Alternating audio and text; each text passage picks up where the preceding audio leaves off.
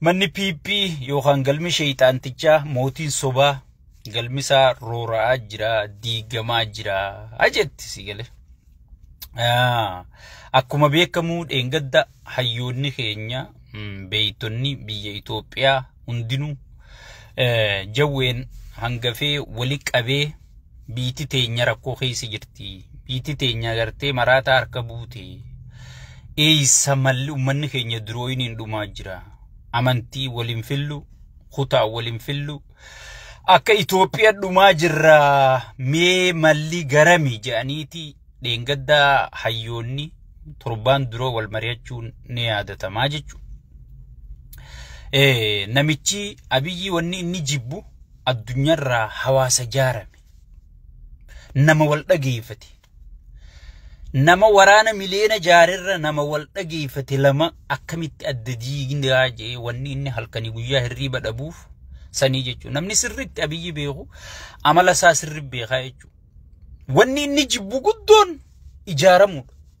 Wal dhageeffachuu malli garami akkam taana eessarraa kaane eessa jirra eessa yaa'u jirra je'ee namni yoo wal gaafate wanni inni addunyaarraa jibbu wanni inni addunyaarraa dhagahuu jibbu nama tokkoome jechuudha. Nama tokkoome dhiisi paartii isaa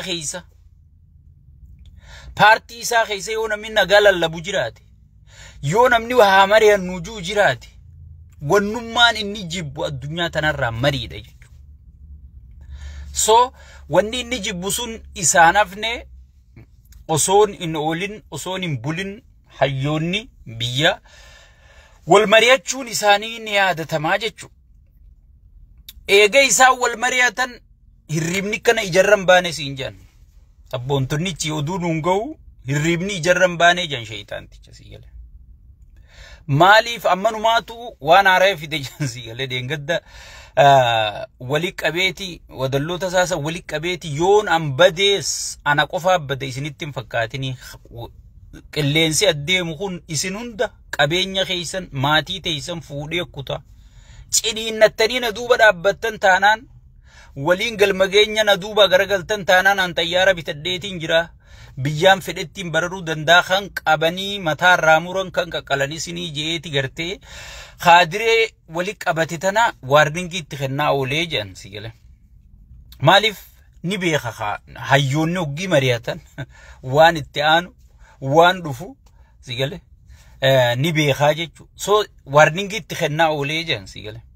Saniifu ummanninis isarra deebisee jedhan dubbii. Akkana laawwanni isinirraa barbaannu keessattuu warrootan inni mariisisu warrootan koree jiddu galeessaa keessa jirtan.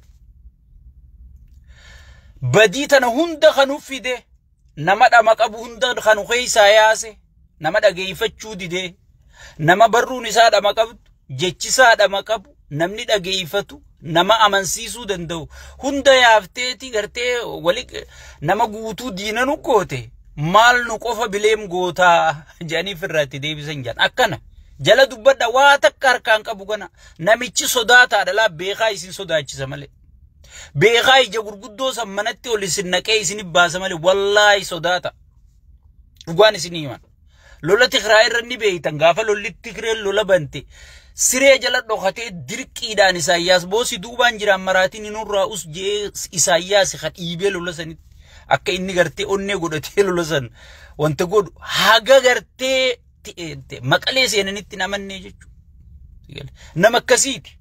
Amma dhumaatu lolaan bana maarreen godhaa kan jiru kana nama isan beeyneetu gartee mee haa banu. Isin hundi ni beeyta. Beekaa ijaba baasa malee ni hijiba. Ummanni ammaas wanni isaa wajji baddan hin jirtu.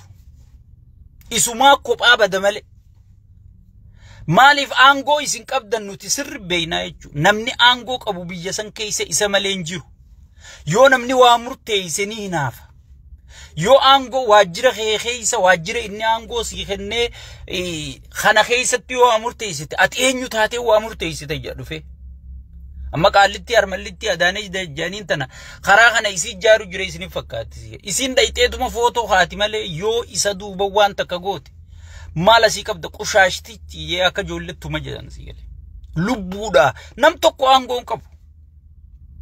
ni beeytan aangoo isin qabdan nuti warri isin keessa jiru sirri beeyin aangoon isin qabdan hin jiru wanni isin murtee kennuu dandeessan hin jiru yoo bade kophaasaa bada malee wanni innimma isiniin sodaachisu eegale waliin banna jee gartee isiniin sodaachisu eegale tun kijiba saati kijiba huffeedha jalaan fuudhinaan isiniin jedha sigale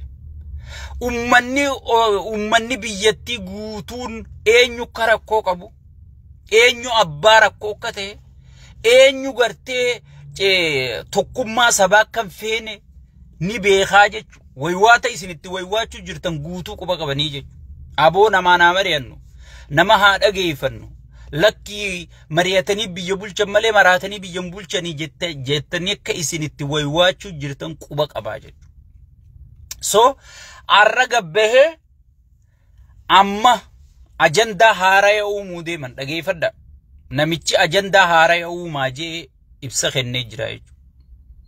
Keeysaan itti dubbatee jira jechuudha. Maal godhuu deeman amma Oromoo fi Amaarika walis seenu Amaara Oromoo arrabsiisuu yaanii jechuudha. Ajandaa kanaa kennamee jechuudha. Yoo Amaara gabbee Oromoo arrabsu arkitan ergamaadha. Yoo Oromoo gabbee Amaara arrabsu arkitan ergamaadha. Saba kana lamaan yoo wali buufne malee chaansiin kaardiin inni harkaa qabu sanii jechuudha. Ammatan inni dhumarratti gartee dirqamatti kenne sigale akka taane waliin naqu qabna akka taane gartee jara gartee jarri waliif fidu jiru kana adda diigu qabnarratti gartee ajajatti kennee bahanii jiranii wali yeroo gabaabduu keessatti arkuuf teessa waan inni isiniin jedhe takka Amaara gatu taalee Oromoo arrabsee nama ajandaa uumuu arku teessan takka Oromoo gatu taaltee Amaara arrabsitee warra aangoo qabu waan kana godhu arku teessanii jechuudha. So kana irratti dheengadda wal mari'atanii sigalee tokkummaan kun diigamuu qaba. Osoo nuti isin eessa jirtaniiti osoon isin maal gootaniiti namni wal dhagahe. Maaliif namni eega mariin sun geggeeffamte biyya keessaa hafuurri walitti urgaa'uu eegale. Namni buna wajji dhuguu eegale sijaaraa gabbee walirraa qabsiifachuu eegale hay maaltu deemaa jira waliin je'ee mari'achuu eegale namoonni gartee wal dhagahuu eegallaan kuyyaaddoo guddootti taheeti ajaja kanaa dabarsee jechuudha. Laala obboleeyyan kiyya tanaafi mariin barbaachisa jennaan tanaafi namni mari'ate gartee mari'ataan kasaaraan qabu wanni jennuuf tanaa sigale kun gartee ummannummaan kun akkam taana jee guyya tokko wal mari'annaan kun kutee jira naasi wanni inni madura hanganaan geeyu nama wali buuseeti wanni inni amma hangamma amata hanga kana bulcheenu nama wali buusee gartee nutiis gartee jijjiiramaa dhufa jennee abdii murachuu dinnee isa jala ciccinnee Oromoo teenya kana jennee marmeela udaanii ana isa baafnee udaan kana hundarraa xaraynee gartee rarra'ee as gahee jechuudha. Sigale saniifu ummanni keenya amma dammayxanii maaltu deema maaltu dhufuu ta'a sigale dammaqiidhaan sigale informationa walii dabarsuu miidiyaa irrattis wal dhageeffachuu wal jala deemu laal sabni keenya maal na fayyade mootummaan kun maal na fayyade warri mootummaan kun mootummaa Oromooti maarree siddu fuuta mitirqishoo siddu fuuta miiliyyoo siddu fuuta ajaa ummata burjaajee isaa jeni amma manguddoon hundi gayyaatee jirti jaawaru marra gayyaatee jirti jechuudha amma waa'ee laga diimaa dhiisa waa'ee gurbaa diimaa malee sigale jaawar irra gabbahanii jiranii jechuudha jaawar arrabsa jaawar xiqqeessa Jawar arrabsa jawar xiqqeessa akkana godha jaanii kharoorri kennameeti sigale gabbahanii jiranii jechuudha.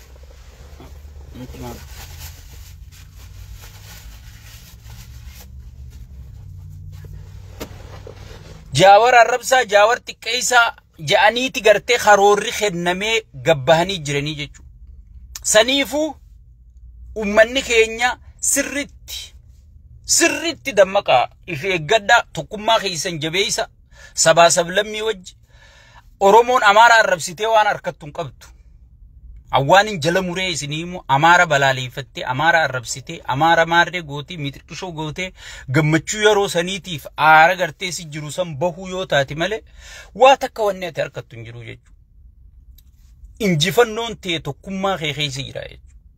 Wanni inni balleessuu barbaadu sheeyxaanni, wanni inni gartee diiguu barbaadu tokkummaa gartee bu'uraan nama bu'ura Oromoo gosa waliin naqu jiruutu sabaa sablammii wajjikaati waltaatu si hayyama. So uummanni keenya dammaquu qaba jechuudha. Dammaqee sirritti waan informeeshina keessoo dhufu kan nuti isinii kenninu sirritti hordofuu qabdanii jechuudha. Sirritti hordofuu qabdan. Eegaa gartee hayyoonni biyyattii bahanii wal mari'atan hirriibni irraa galee jira. Waan hin taane musiibaa guddootti bu'e jechuudha. Barjawween sirritti itti beekaa bar. Buloona kana takka takkatti irraa hiiku jira jechuudha. Takka takkaan taa'ee gomma irraa hiiku jira. Gomma irraa hiike takka takkaan akkanatti irraa hiiku jiraan siin jedhe. Sigale.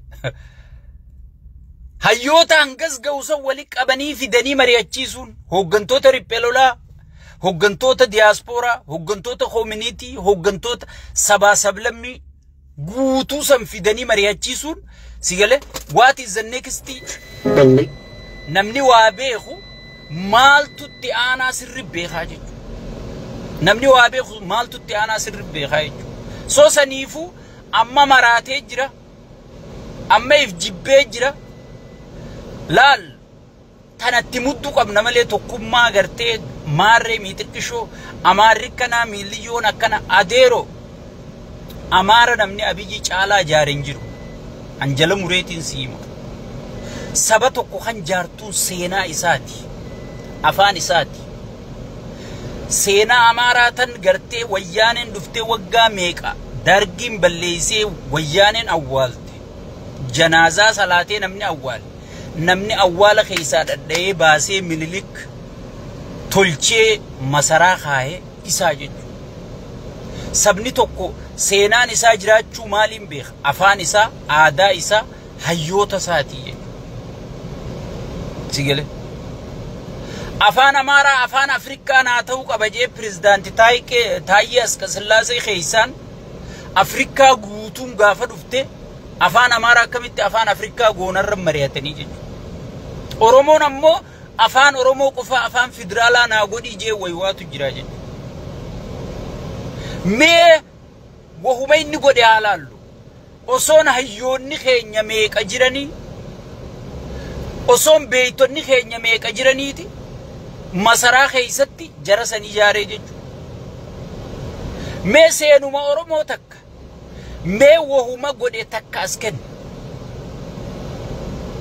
Afaan shan afaan federaalaa godhuu deemnaa je.